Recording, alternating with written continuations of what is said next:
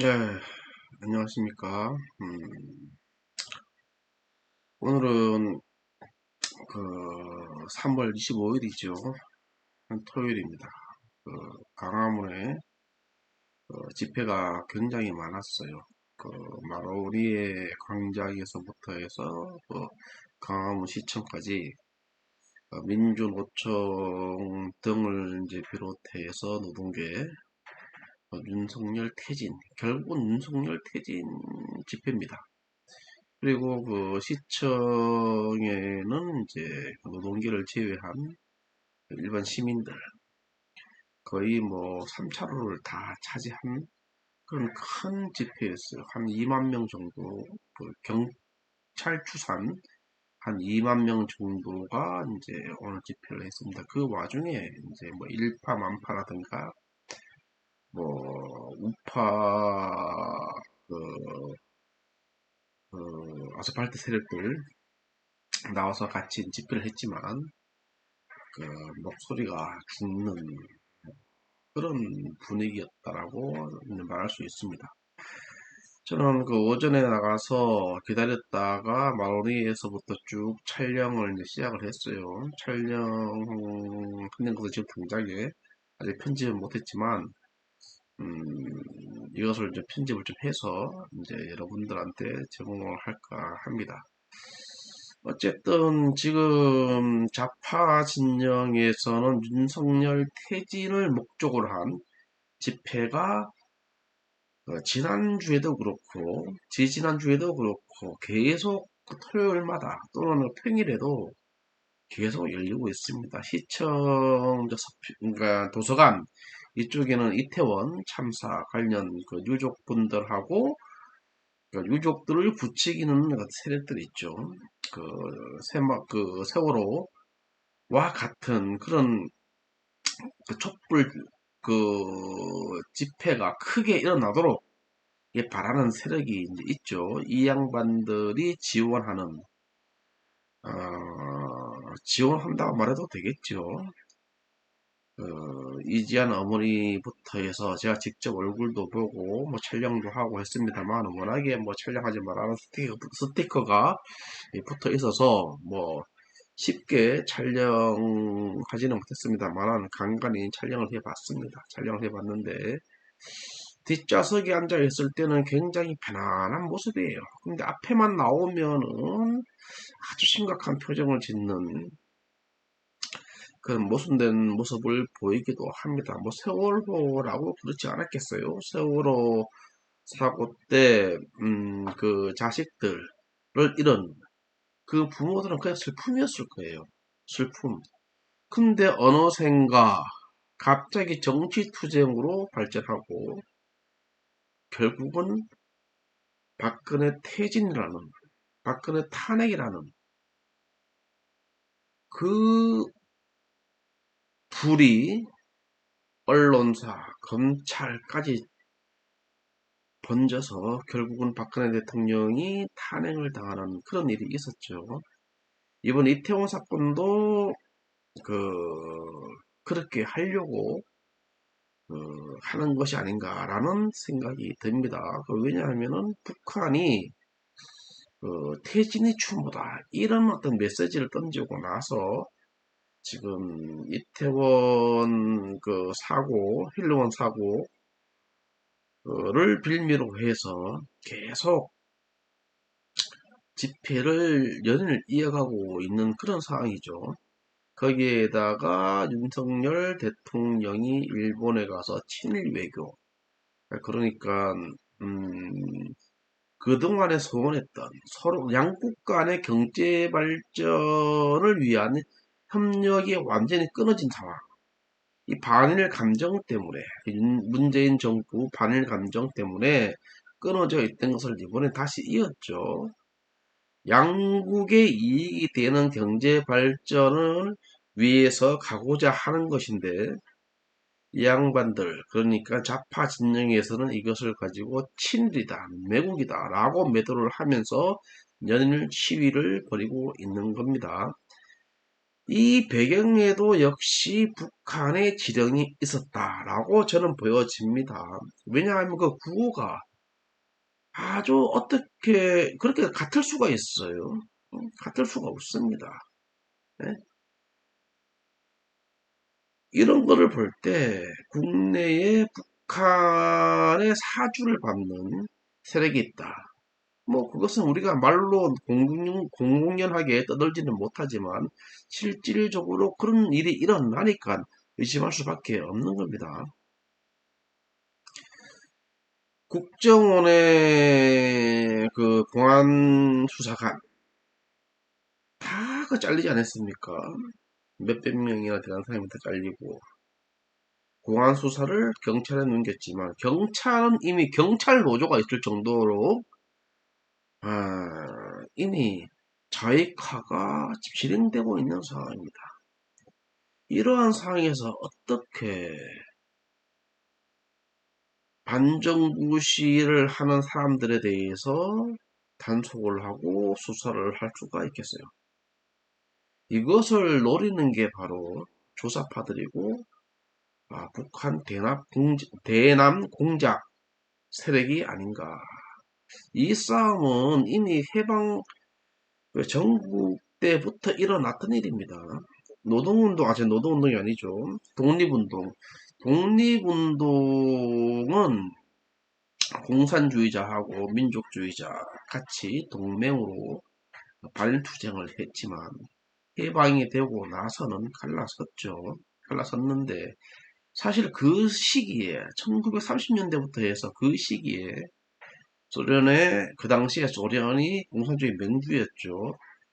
민족해방운동라는 어떤 그런 명칭도 제3 커뮤니티가 아니고 그렇죠. 커뮤니티 음? 공산주의 회의에서 이미 채택이 된 상황입니다. 제3태세인가 아마 그럴 거예요. 기억이 뭐 저도 뭐 그쪽 세계에서 나온 지가 벌써 오래됐기 때문에 기억이 잘 안 납니다만은 이미 그 당시에 공산주의 운동이라고 하면 거부 반응이 있으니까 민족운동, 민족해방, 뭐 민족 개념을 그 넣어서 민족해방운동을 함과 동시에 플러스 공산주의 사회로 가자라고 하는 전략과 전술이 이미 그 커민트런에서는 준비가 되어 있었던 거죠. 이것이 100년이 지난 지금까지도 계속 유효해서 반일, 매국이라는 것이 진행이 되고 있는 겁니다. 이 일반 국민들은 잘 모르시는 것 같아요. 잘 모르시는 것 같아요. 물론 당연히 모르겠죠. 경제 활동을 하시다 보면 당연히 모릅니다.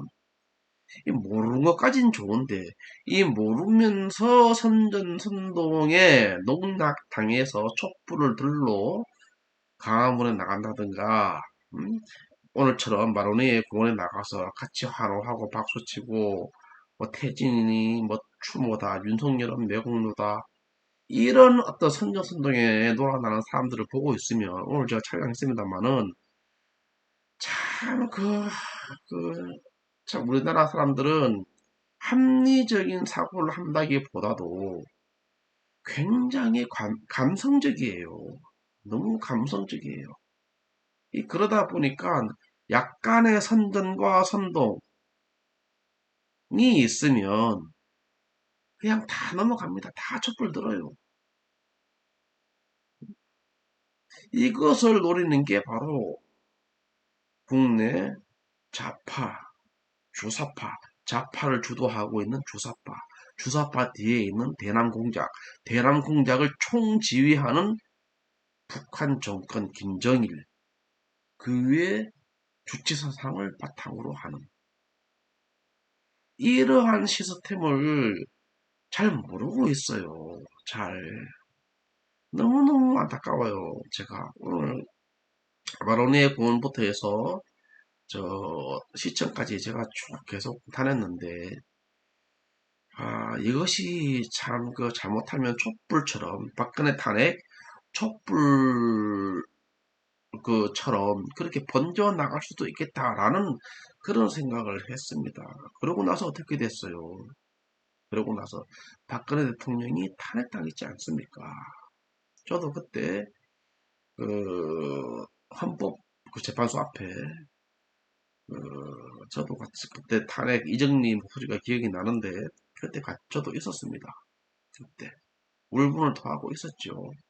그런 것처럼 윤석열 대통령을 탄핵하고자 하는 탄핵을 했을 때 민주당 정권이 다시 들어서고 민주당 정권이 다시 들어서면은 북한이 적화 통일을 하기에 아주 유리한 조건을 이룰 수가 있는 거죠. 물론 그 윤석열 대통령 탄핵을 저는 그 개인적으로는 찬성하지는 않습니다. 왜 찬성하지 않느냐? 우리가 일단은 좌파 정권을 끌어내렸지 않습니까? 윤석열이 돈을 받아서 물론 윤석열이의 어떤 과거 행적, 박근혜 대통령을 직접 수사는 하지 않았지만 책임자 아니었습니까? 박영수 밑에 있으면서 특검 때 그의 행적을 봤을 때 아직도 저는 치가 떨려요. 치가 윤석열, 한동훈 전 잊을 수가 없죠. 그 당시에.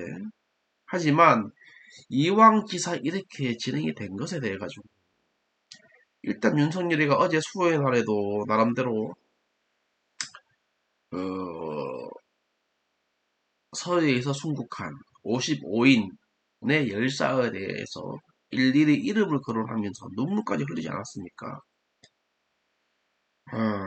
저는 이제 이것도 개인적인 생각입니다만은 나름대로 어, 좀 반성을 많이 하지 않았을까 박근혜 대통령 탄핵에 대해서라고 생각을 하지만 이것도 너무 감성적이면 안 되겠죠. 어쨌든 윤석열이하고 한동훈은 과거에 박근혜 대통령 탄핵을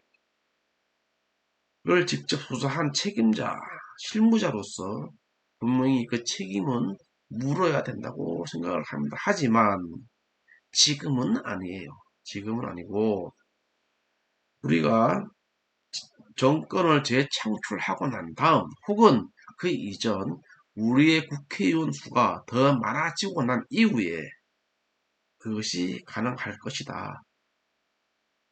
전술적으로 우리가 윤석열이를 이용을 하면 된다.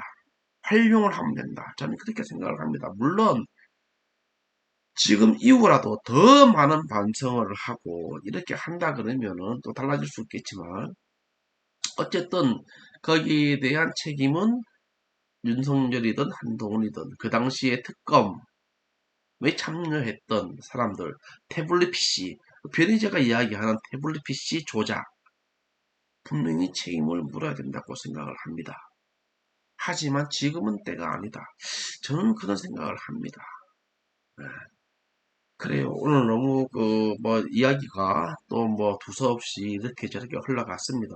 흘러갔는데 여러분들이 아직 제가 이런 방송을 뭐 제대로 해본 경험이 잘 없어서 그렇다는 것을 이해해 주시고 뭐 그랬으면 좋겠습니다.